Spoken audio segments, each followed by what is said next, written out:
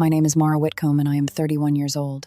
On Sunday, June 9, at 10:17 a.m., the morning after my wedding, I was standing inside my grandmother, Ruth Whitcomb's renovated seed barn outside Salem, Oregon, holding a cream linen napkin so tightly that the folded seam left a line across my palm.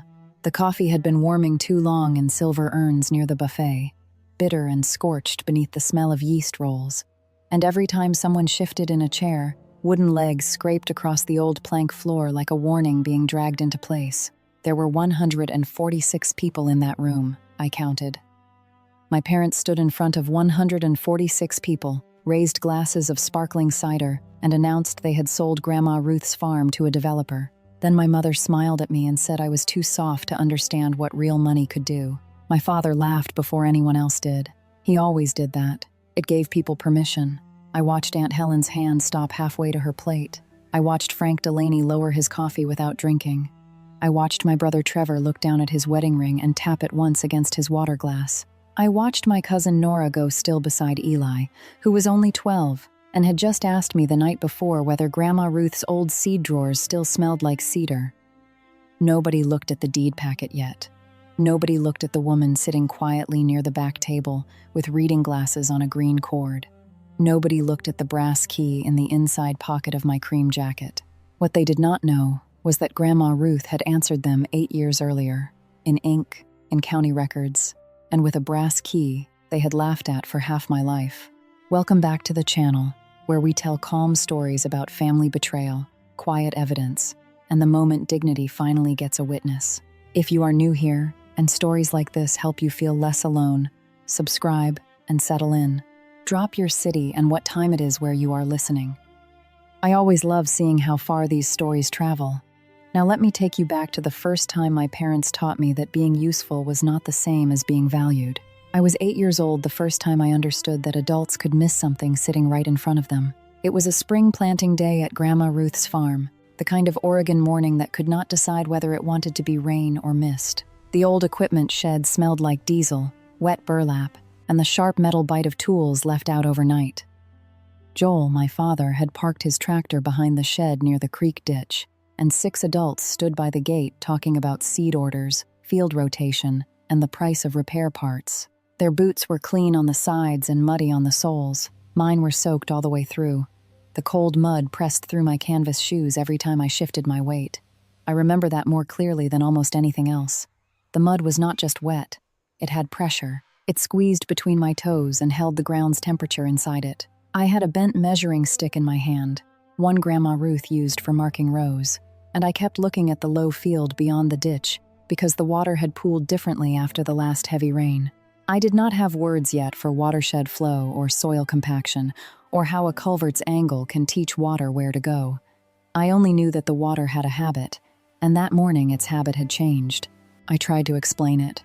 My father turned his head slowly, with that smile he used when he wanted other people to enjoy him. Mara, sweetheart, mud is not a personality. 3 of the adults laughed. 1 looked away.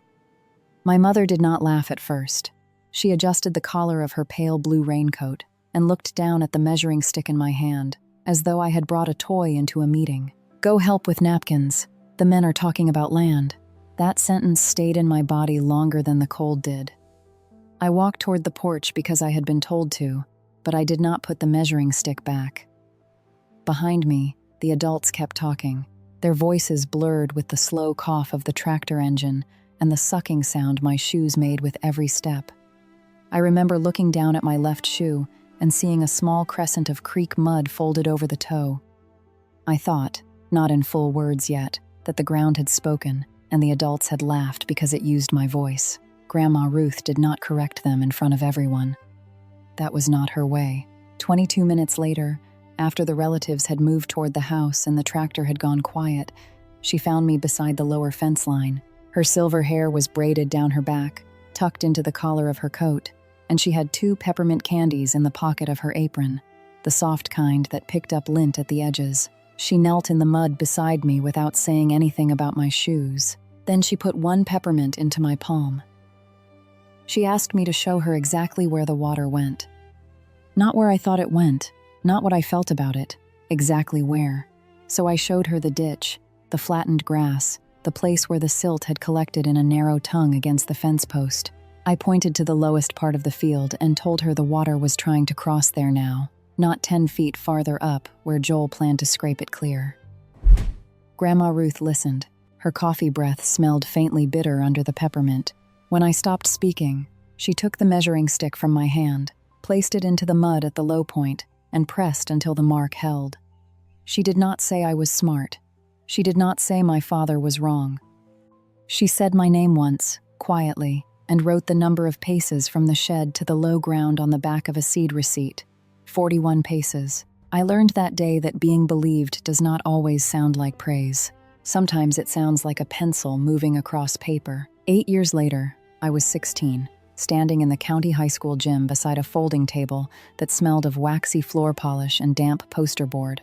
There were 27 project tables arranged in rows, and mine was the one with jars of restored soil lined up from driest to darkest. I had built my senior environmental science project around the creek field at Ruth's farm, using 14 months of rainfall notes and plant growth records I had kept in a spiral notebook under my bed. I won a regional award that afternoon. My parents arrived 38 minutes late because they had been meeting with a seed distributor about Trevor's 4-H sponsorship. Trevor was not at fault. He was 13 and red-eared, and holding a paper cup of punch with both hands. My mother kissed his hair first, then glanced at my blue ribbon, one corner already bent from being packed into my backpack. "Well, at least your little garden hobby photographs nicely." She said it with a smile. That was the skill in it.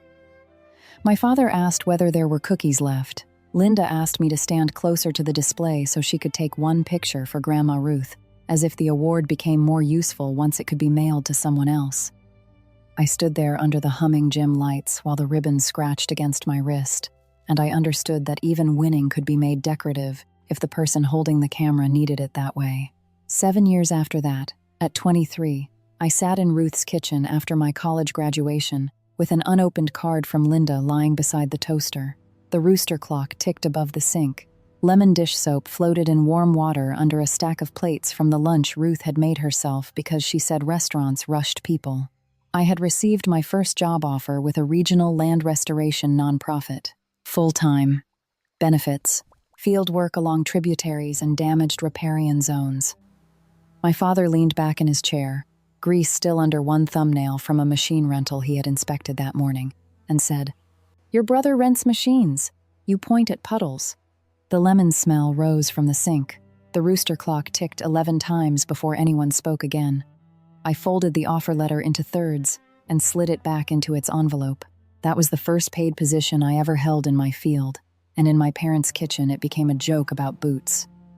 Grandma Ruth waited until they left. She always waited until the loud people used up their air. In late October of 2016, after the first heavy rain of the season, Ruth called me at 5:52 inches the morning and told me to bring my waterproof jacket. By 6:40, we were walking the property line with coffee and chipped green mugs, the old kind that warmed your fingers unevenly because one side was thicker than the other. Fog held low over the field. The damp grass brushed my jeans, and somewhere near the creek, a fence wire clicked against a metal post in the wind. Ruth was 79 then. Her braid was thinner, but she still pinned it with the same black combs she had worn for years. She walked slower than I remembered, and noticed more because of it. She asked me where the lower field drained now. She asked which fence posts had shifted. She asked whether I had seen Joel's new equipment loan papers on the kitchen table during Thanksgiving the year before. She asked whether I knew the difference between a deed restriction, an easement, and a family promise. I told her I knew some. Not enough. She nodded, sipped coffee, and looked toward the low pasture where the rain had silvered the grass. Then she said that people who mocked land usually planned to spend it. She did not accuse Linda. She did not accuse Joel. She did something more durable. She asked precise questions. Who could inherit stewardship? Who could consent to transfer? Who would know where records were kept if she was not there to unlock the filing cabinet? Who would be patient enough to read the pages no one else wanted to read? Ruth never praised me loudly. She never clapped from the back of a room or posted my awards in a frame. She took notes when I spoke. She asked follow-up questions. She treated my field observations as evidence. That morning, The air around her felt different from the air around my parents. Slower, warmer, even in rain. But the brass key came before that. 4 years before, when I was 12, after a winter flood had ripped old branches through the lower fence line and left the creek field tangled with debris, we had worked for 3 hours that day, Ruth and I, dragging soaked willow limbs and broken plastic tubs out of the mud. The air smelled like wet leaves and rusted wire. My gloves were too large, and every time I gripped a branch, the fabric bunched around my fingers. Ruth's apron pocket knocked against her hip as she moved, heavy with the little things she always carried: peppermint candies, twine, a stub pencil, and the original brass gate key. After we cleared the lower fence, she stood by the gate and put the key into my hand. It was warm from her apron pocket, heavier than I expected. One tooth had a small nick in it from the year Joel had tried to force the gate with a screwdriver instead of walking back to the porch for the key. I ran my thumb over that nick and felt the place where impatience had left a mark. This key does not make you owner. It makes you responsible. There is a difference. I won it down. Then she closed my fingers around it. She told me the farm remembered hands, not speeches. I did not fully understand that at 12. I thought responsibility meant chores, showing up when asked, washing mud from the porch steps before Ruth had to mention it twice. I did not know it could mean documents. I did not know it could mean recorded restrictions, sealed letters, and a plan laid quietly across years. At 29, 2 county officials and a skeptical contractor met me beside a washed-out culvert on a restoration site 18 miles south of Salem. It was a gray morning, 7:35 a.m., rain tapping against the hoods of 3 trucks. The contractor kept checking his watch. One official kept rubbing condensation from her glasses. The air smelled like wet gravel and crushed fern. The contractor wanted to replace the culvert at the same angle because that was faster. I did not argue. I knelt at the edge of the washout, pressed 2 fingers into the soil, and felt the grain collapse under pressure. I named 3 plant species growing along the lower bank: slough sedge, red osier dogwood, and water parsley. I pointed to the scoured line 9 inches above the current flow and told them the lower road would flood first if the culvert was set that way again. The contractor laughed once, not loudly, but enough. 2 weeks later, after 2.4 inches of rain in 36 hours, the lower road flooded exactly where I had pointed. The county official sent me a 6-word email with the revised approval attached. My father never saw that email. My mother never asked about that project, but I printed the field notes anyway and placed them in the same drawer where I kept Ruth's old seed receipts, because evidence does not become less true when no one claps for it. When Ruth died at 84, the brass key changed weight. I kept it first in a kitchen drawer, then in the side pocket of my field bag, then wrapped in a strip of blue cloth from one of Ruth's old aprons. After Caleb proposed, I tied the key into the ribbon inside my wedding bouquet, hidden under white roses and fern. It was not decoration. It was a private acknowledgement that the person who had seen me clearly was still entering the room with me. I did not know then that Ruth had already recorded a conservation deed. I did not know she had amended it in 2021. I did not know about the sealed letter at the county recorder's office or the land bank agreement waiting with Margaret Caldwell in Salem. I knew only that Ruth had loved the farm in practical ways, and that practical love leaves instructions. Soft things still change the ground. The trigger came at 8:12 p.m. on Saturday, June 8th, during my wedding reception, but I did not understand it at first. Caleb and I had finished our first dance 19 minutes earlier. I remember because the band's second song ended at 7:53, and I had checked the clock above the seed barn office when Aunt Helen pulled me into a hug that smelled like lavender soap and pressed face powder. The barn doors were open to the evening air. Rain had moved through at 5, leaving the ground dark, and the lower field breathing up, that damp straw smell that always came after weather.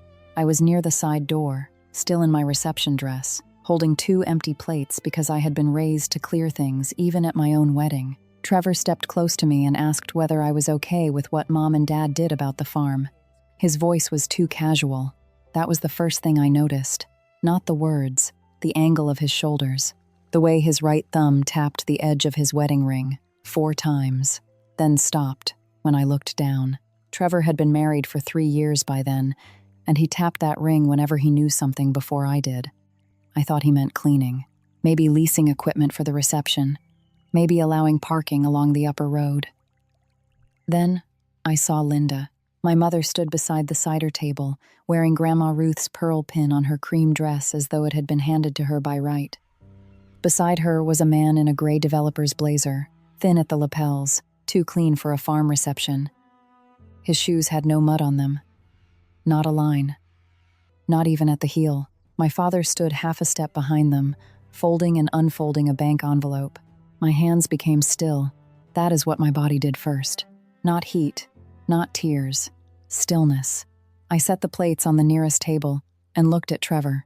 The barn was loud around us, all clinking glasses and laughter and the soft thump of music through rented speakers. But the space between my brother and me became narrow and exact. I asked him one calm question. What did they tell you I signed? His face changed. Not much. A blink, too slow. A swallow that moved his throat above his collar. He said they told him I had agreed, months earlier, that the farm should be sold after the wedding so Ruth's estate could be settled cleanly. He said they told him I understood the numbers. He said Mom had said I was sentimental but not stupid, and Dad had laughed and said I would come around once I saw what $820,000 looked like on paper. I looked again at Linda's pearl pin. Ruth wore that pin to 3 places only: church on Easter, the county seat exchange, and funerals. It did not belong near a cider table while a man from Decker Ridge Homes smiled beside her. I did not confront them. In my work, the first rule after finding a damaged site is not to start moving pieces. You observe. You photograph. You mark the waterline before footprints change the mud. So I stood near the side door for 31 seconds and watched. Linda touched the pearl pin twice while speaking. Joel kept the bank envelope folded under his left hand.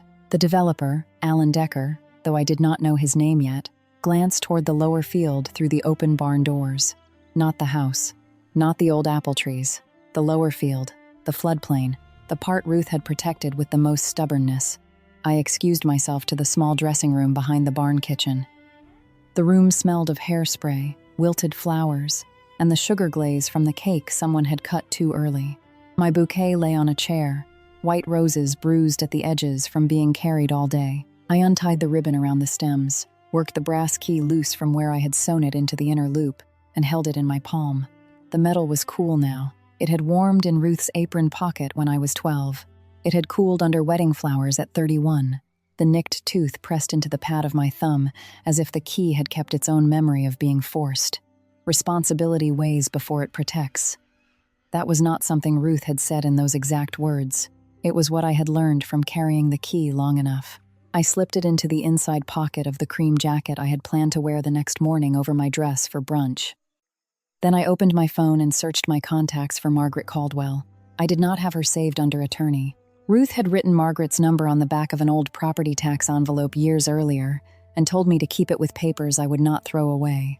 At the time, I thought it was about estate taxes, maybe a boundary dispute, something small and rural and boring. At 6:18 a.m. On Sunday, June 9, before the brunch, I stood behind the seed barn where the gravel path curved toward the old pump house and called the number. The morning air smelled like coffee grounds from the kitchen trash and wet cedar from the fence line. My hair was pinned low. My wedding dress was hanging from the back of a closet door inside, and I was wearing leggings under Caleb's button-down shirt because I had not yet changed. A blue jay screamed from the oak above the pump house. It sounded offended by the whole day.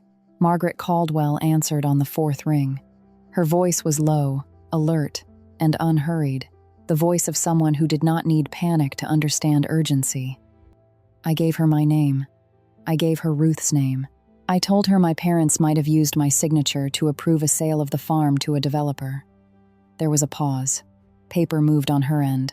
Not hurried paper. Located paper. Margaret told me to listen carefully. My grandmother had expected this possibility. We were not starting from nothing. That sentence did more than comfort me. It organized me. She confirmed Ruth had recorded a conservation deed on the 14th of October 2016. She had updated it on the 3rd of March 2021. She had named me successor steward.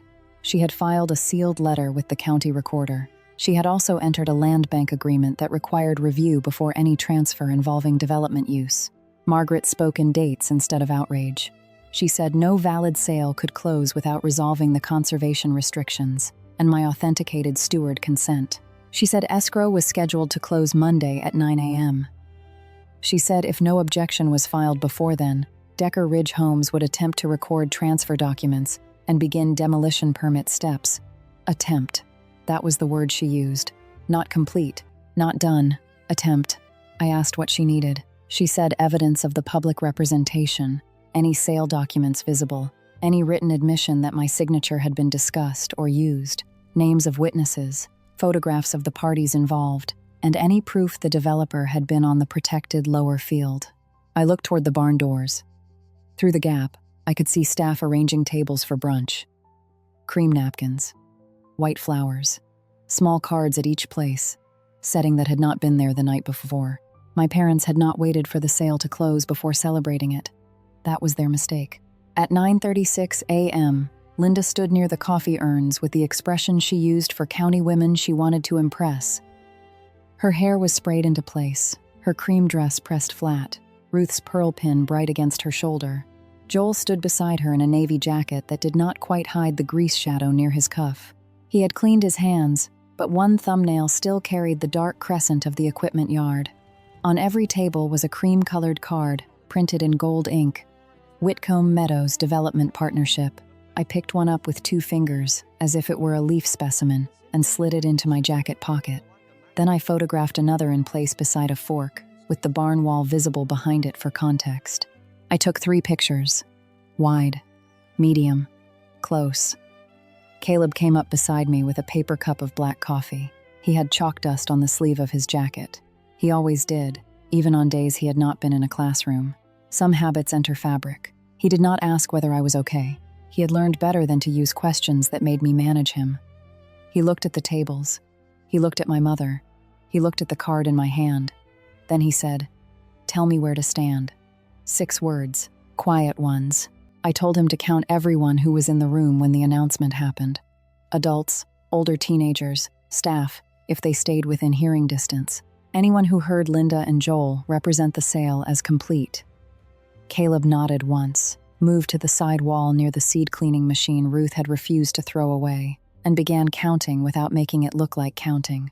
At 9:44, Joel sat at the front table and set his folder under his chair. He had always been careless when proud. The folder slid open enough for the top sheet to show an escrow summary. I walked past with coffee I did not drink and lowered my phone near my waist. One photograph caught $820,000. One caught Decker Ridge Homes. One caught Monday, June 10, 9 a.m. I sent all 3 to Margaret. Then I texted Trevor. Not paragraphs. One question at a time. Who told you I signed? Mom. When? March. Where? Dad's office. Was Dad there? Yes. What did they say? The 3 dots appeared, disappeared, appeared again. I stood beside the buffet, while steam from the rolls warmed the inside of my wrist. The room smelled like butter, coffee, and rain-damp straw. My mother laughed 14 feet away, touching Ruth's pearl pin again. Trevor finally wrote that they said I would never understand the business side, and that signing my name was only fixing what I would have agreed to if I were realistic. I stared at that sentence for 9 seconds. I counted. Then I asked whether he had that in writing. He did not answer for 2 minutes. At 9:51, he sent a screenshot from a text chain. Linda's message was visible. Joel's reply was visible. Trevor's silence was visible too, a gray bubble after gray bubble, his failure preserved by the same phone that now became evidence. If this story is hitting close to home, comment key below, not because keys fix everything, but because sometimes one small thing proves who was meant to enter. Now, back to the story. I forwarded the text chain to Margaret Caldwell and called her again from the dressing room behind the barn kitchen. By then, I had changed into the simple cream jacket over a pale dress. Nothing dramatic, nothing bridal enough to draw the eye twice. The room smelled like hairspray, cut flowers, and coffee grounds from a trash bag someone had set under the counter.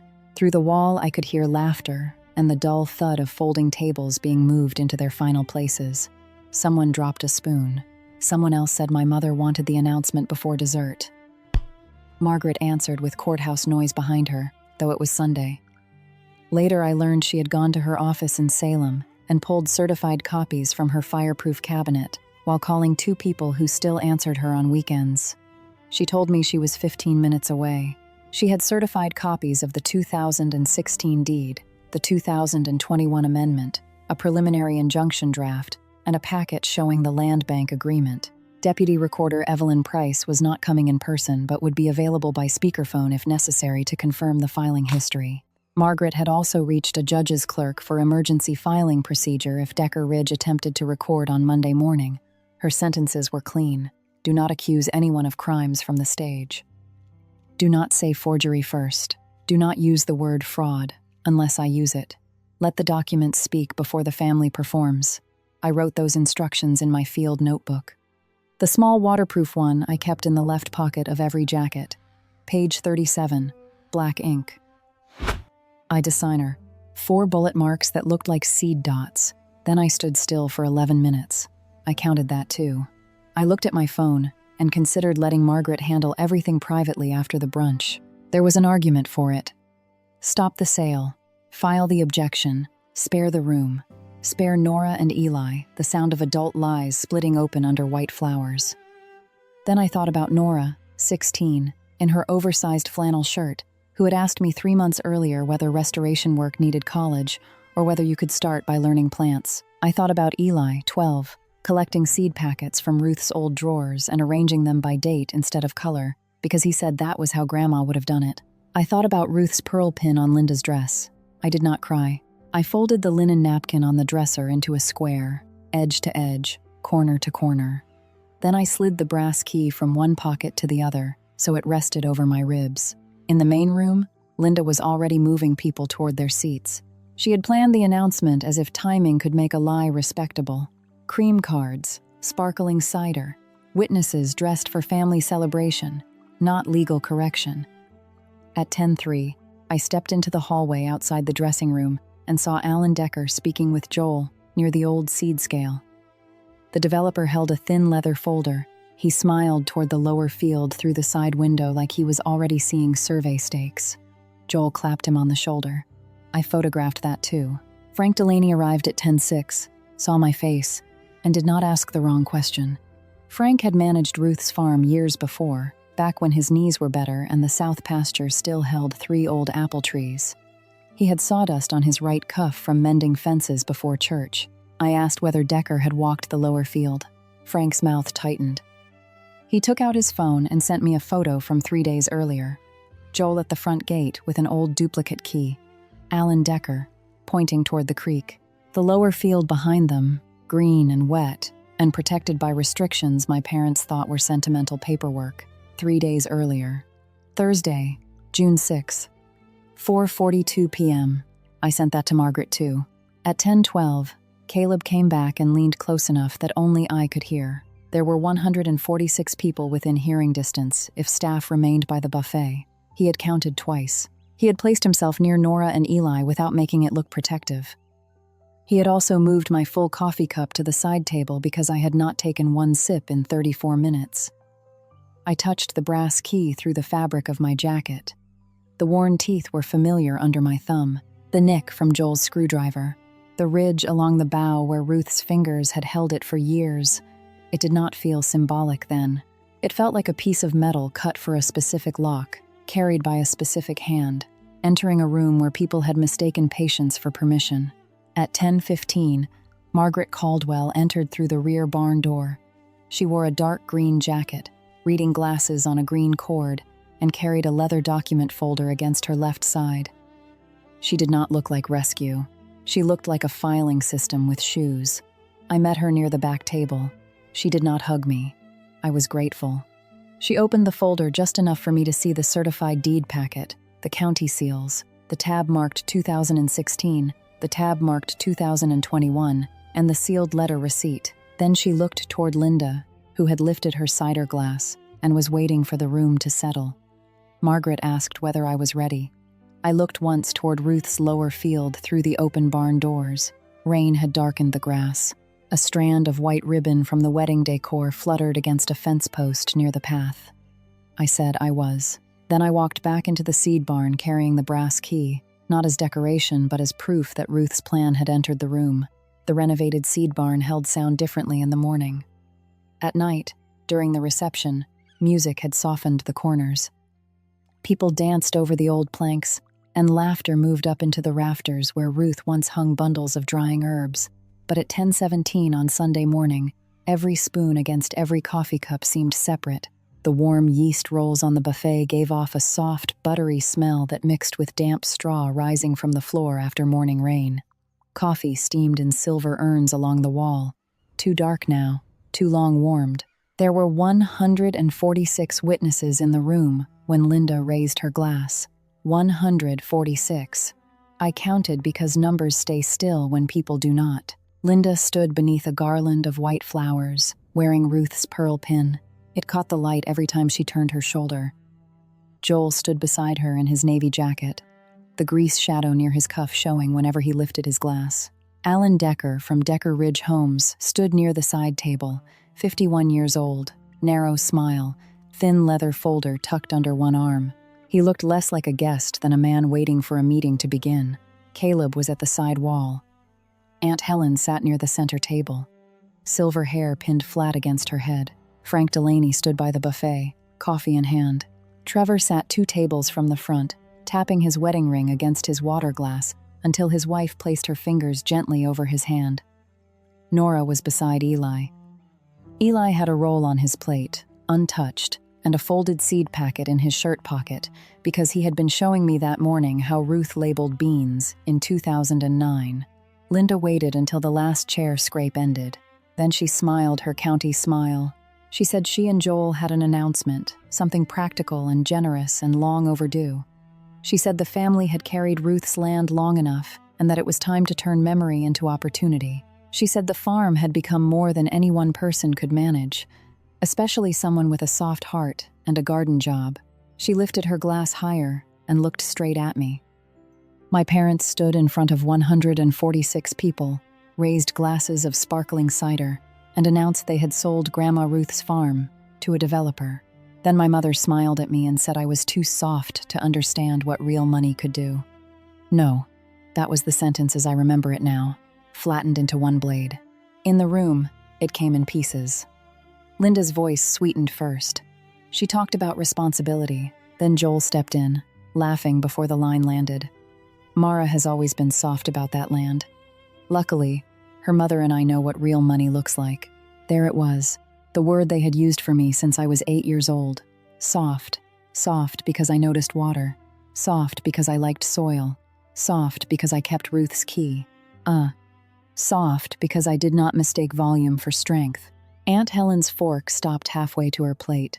Frank lowered his coffee without drinking. Trevor looked down and tapped his wedding ring against his water glass one time. Nora stiffened beside Eli, who whispered, not quietly enough, that they sold Grandma's gate. The silence after that did not arrive all at once. It moved table by table. First, the front table went still, then the cousins, then Caleb's side of the room, then the staff near the buffet stopped, replacing spoons. Everyone expected me to cry, object, or leave. I did none of those. I placed my linen napkin beside my plate. I stood slowly. I smoothed one crease from my jacket sleeve. The brass key rested against my ribs, and in my left pocket, my field notebook pressed flat against my palm. I counted the silence. 1. Linda was still smiling. 2. Joel's laugh had faded, but his mouth had not caught up. 3. Alan Decker shifted his leather folder from one arm to the other. 4.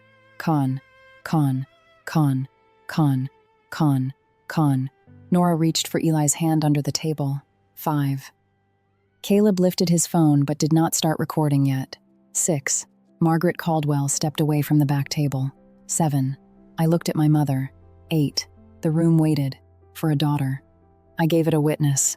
I asked Linda to repeat the claim so everyone could understand it clearly, that I had consented to the sale, that the documents were complete, that my signature was included where it needed to be. Linda blinked once. Her smile tightened. She repeated it louder. Yes, Mara had been informed. Yes, the family had agreed. Yes, the documents were handled. Yes, the This was best for everyone. Her voice rose with each sentence, as if volume could become a notary seal if pressed hard enough. I let her finish. Then I placed my hand flat on the table in front of me, not to steady myself, but so it would be visible. Empty. No paper. No theatrics. Before anyone applauds, I need the room to understand that my name was used on a document I did not sign. Caleb began recording only after that sentence. Margaret Caldwell moved forward from the back table with her leather document folder. Her steps were quiet on the old planks. She did not rush. She did not look at Linda first. She looked at me, then at the room, then at the table where I had placed my napkin. I reached into my jacket and took out the brass key. Touch point 3. Though I did not think of it that way then. The same key Ruth had pressed into my hand when I was 12. The same key I had hidden in my bouquet. The same key I had rubbed in the dressing room while Trevor's text chain came through line by line. I placed it beside Margaret's certified deed packet. Not dramatically, carefully. Metal against paper made a small sound, softer than a spoon, louder than my mother's smile. Margaret introduced herself in the kind of language that does not need heat. She was counsel for the Ruth Whitcomb Conservation Trust and for successor steward Mara Whitcomb. The deed recorded on the 14th of October 2016 and amended on the 3rd of March 2021 prohibited transfer or development without the steward's authenticated consent. No such consent existed. Linda's smile held for 2 seconds too long. Then one corner of her mouth began to work, as if she were trying to remove a seed from her teeth. Joel's right hand closed around the stem of his glass until his knuckles blanched. The cider inside trembled in small rings. Alan Decker's smile left before his face knew where to put itself.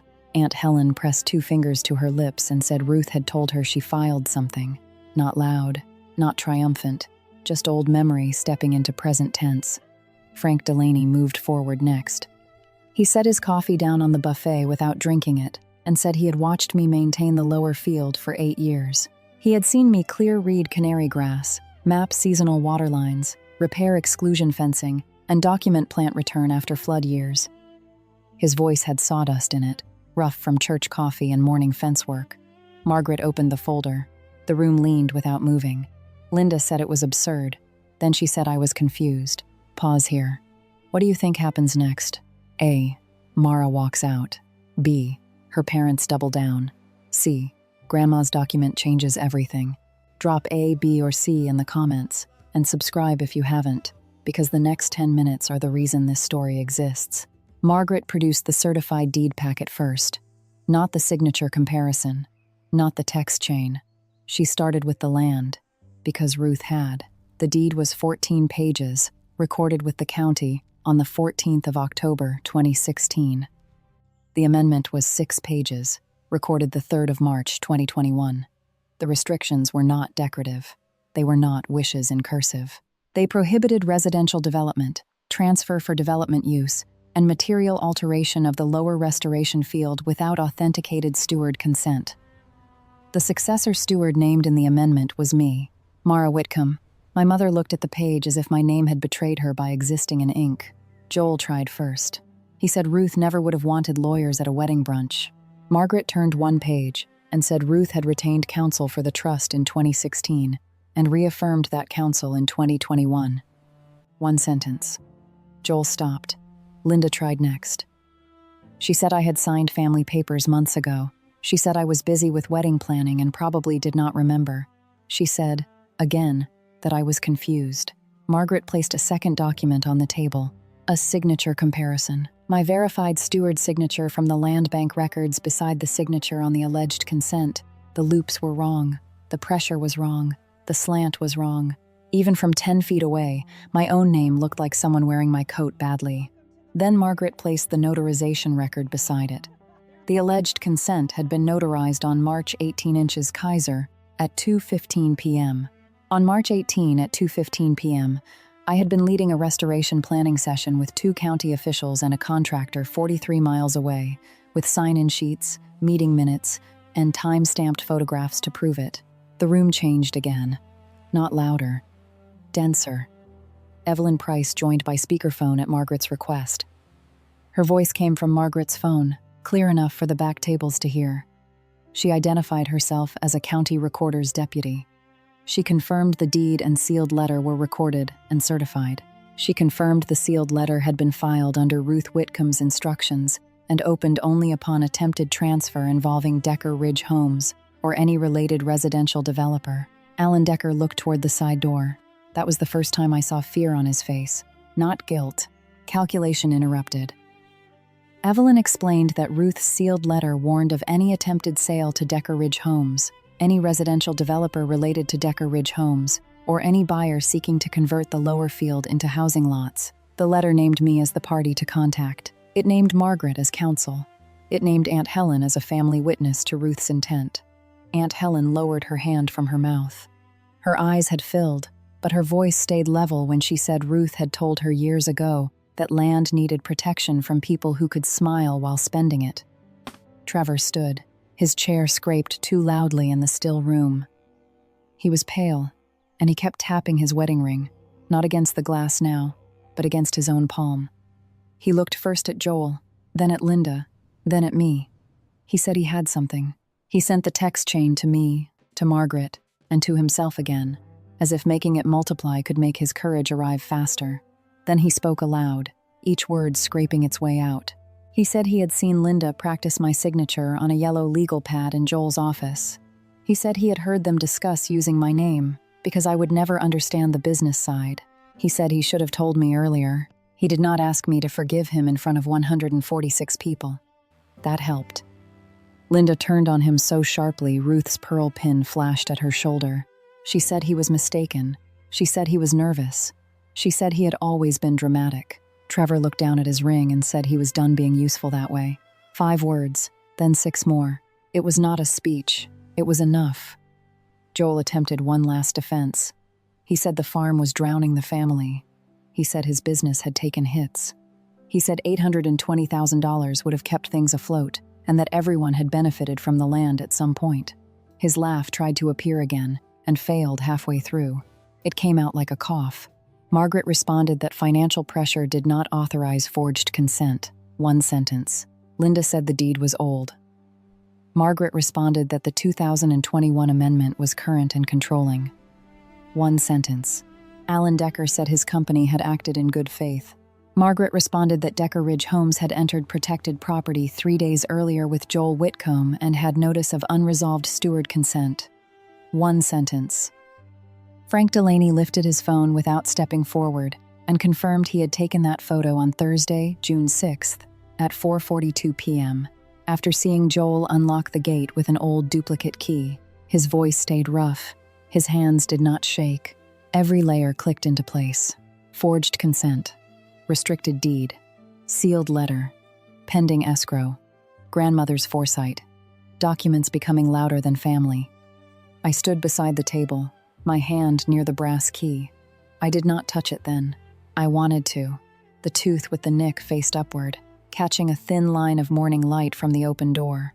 Linda looked at me as though I had done something rude by not being helpless. That was when I understood the true shape of what Ruth had prepared. Not revenge. Structure. She had built a room that could hold the truth when the family room could not. Margaret stated that the sale could not proceed. A formal objection would be filed before close of business Sunday through emergency channels and served to escrow before Monday at 9 a.m. Any attempt to record transfer documents without resolving the restrictions would be challenged immediately. Decker Ridge Homes would receive notice to cease access to the lower field. Alan Decker closed his leather folder. He did it slowly, like a man trying not to seem like he was retreating. Then he moved 2 steps back from Linda and Joel, not far enough to leave, far enough to be seen leaving them. Nora began crying without sound. Eli looked at me, then at the brass key, then at the side doors that led toward the old front gate. His hand went to the seed packet in his pocket. Aunt Helen stood next. Her silver hair did not move. She told Linda to take off Ruth's pin. Linda's hand went to the pearls at her shoulder but did not unclasp them. My father whispered her name, only once. I looked at both of them. The room looked with me. I had more paper in Margaret's folder, more than they knew. Emergency occupancy restrictions. A draft petition for immediate removal from the farmhouse if necessary. Evidence of unauthorized access, text messages, photographs, Enough to make the county hear about it before supper, and the church hear about it before Monday breakfast. I said the line quietly, because quiet was all it needed. I came here with enough paper to stop the sale, remove them from the property, and make this much uglier than a brunch should ever be. Linda heard threat. Joel heard exposure. The room heard choice. Truth does not need volume. After the sale stopped, no one knew what to do with their hands. That was the first thing I noticed. People who had clapped at the wrong moment 12 minutes earlier now touched forks, cups, napkins, phones, each object suddenly too small for the size of the room. The yeast rolls cooled on the buffet. Coffee kept burning in the urns. Rain tapped softly against the barn roof, a patient sound, indifferent to human embarrassment. Margaret remained beside me, with the folder open but not spread out. She understood that more paper could still become harm, even when the paper was true. Linda stood beneath the white garland wearing Ruth's pearl pin. Her face had lost its county smile. Without it, she looked older than 59, not fragile, unmasked. Joel sat down without meaning to, as if his knees had accepted a fact his mouth had not. I looked at them for 4 seconds. I counted. Then I named what I was not going to do. I was not going to ask Margaret to file for immediate removal from the farmhouse that afternoon. I was not going to pursue emergency occupancy restrictions that would force them into a motel before the week ended. I was not going to seek damages attaching to Joel and Linda's personal assets before they had a chance to produce the sale documents, the duplicate keys, and every communication with Decker Ridge Homes. Linda blinked at me. She did not understand. People like my mother understood obedience. They understood revenge. They understood performance, leverage, and reputation. Mercy with conditions confused her because it was not softness and it was not surrender. Margaret removed a slimmer packet from her folder. A 12-month caretaker agreement. It allowed Linda and Joel to remain in the farmhouse guest wing while they transitioned out, not the main house office, not Ruth's bedroom, not the lower field. The guest wing, with written occupancy conditions, and review at 90-day intervals. The conditions were plain. They had to return Ruth's pearl pin that day. They had to provide all sale-related documents within 5 business days. They had to sign a no-contact agreement with Decker Ridge Homes. They had to repay legal costs from Joel's business account. They had to stay away from the lower restoration field, unless invited in writing. Linda looked at the packet, as if I had placed a dead bird in front of her. Joel's voice changed first. It dropped so low that only the first 2 tables heard him. Why would you let us stay? I could have answered as a daughter. I could have answered as a steward. I could have answered as the 8-year-old girl with mud pressing through canvas shoes, while 6 adults laughed near the gate. Instead, I answered as Ruth had trained me to answer when land and people were tangled together. Ruth never wanted the house used as a weapon against people who had nowhere to go, even people who had tried to sell it. Linda's mouth moved once. No sound came. Then Aunt Helen stepped forward and unclasped Ruth's pearl pin from Linda's shoulder because Linda's hands would not do it. The tiny metal clasp clicked once. I heard it from 8 feet away. That sound did not feel like victory. It felt like a door closing carefully so the frame would not split. 4 days later, the pearl pin arrived at my porch in a padded envelope with no note. It was 6:31 p.m. The porch boards were warm from late sun, and the envelope smelled faintly of Linda's perfume, the powdery one she wore to church meetings and county dinners. I opened it with kitchen scissors and tipped the pin into my palm. The pearls were smaller than I remembered, or maybe I had finally stopped making inherited things larger than they were. I placed the pin in Ruth's old cedar box and wrote the date in my field notebook. Joel called once at 9:06 that night. His voice sounded smaller without a room to perform for. He said the bank had accepted a short-term restructuring after the sale collapsed. He said he had sold 1 trailer already. He said there would be paperwork. I did not comfort him. I did not punish him through silence either. Send the paperwork to Margaret by Friday. Then I hung up and wrote the time beside the note about the pearl pin. 2 weeks later, Trevor met me at a roadside coffee stand off Highway 22. It was 7:48 inches the morning, and diesel from passing trucks mixed with the burnt sugar smell of espresso syrup. He wore his work jacket from Joel's equipment yard and kept turning his paper cup in both hands. He apologized for waiting too long, not for being scared, Not for being caught, for waiting. That mattered. I told him I was not ready to trust him with family news, but I would accept the truth he finally gave. He nodded like the sentence hurt and helped at the same time. Then he handed me the yellow legal pad from Joel's office, wrapped in a grocery bag. My name had been practiced 19 times on the top sheet. I did not look at it until I got home. 6 months later, Linda had withdrawn from the church auction committee and stopped wearing Ruth's jewelry. She attended the first 2 required mediation sessions, stiffly, purse on her lap, eyes on the wall clock. By the 3rd session, she brought a folder of old farm photographs and did not ask to keep them. Joel sold 3 pieces of rental equipment and kept the business smaller. He lost his seat on the county co-op finance committee. The consequence was not theatrical. People simply stopped asking him to explain land decisions. Nora spent 2 Saturdays a month helping me catalog native seed. She wore oversized flannel shirts, labeled trays in careful block letters, and learned the difference between storing seed and saving it. Eli received Ruth's old seed packets in a clear box marked with dates. He was allowed to love the farm without inheriting the adult's lie. Trevor did not become a hero. That would have been too neat. He became someone who answered questions the first time. He sent documents when asked. He stopped laughing when Joel laughed first. Caleb and I returned to ordinary quiet, grocery lists, wet boots by the door, coffee before sunrise. He did not tell people he had saved me because he had not tried to. He had stood where I asked him to stand, and some forms of love are most visible because they do not block the light. I finalized the land bank agreement, secured the $3, 1M conservation package, and began turning part of the farm into a training site for restoration students. The lower field stayed wet where it needed to stay wet. The creek kept its bend. The old road was moved 14 feet upslope, where it should have been years earlier. The brass key was no longer tied to a bouquet ribbon or hidden in a pocket. It had a place. 6 months after the brunch, at 7:12 I unlocked the restored front gate for the first student field crew. The air smelled like wet cedar and turned soil. 7 students stood behind me with clean notebooks, rented boots, and the careful silence of people about to learn that land keeps better records than families do.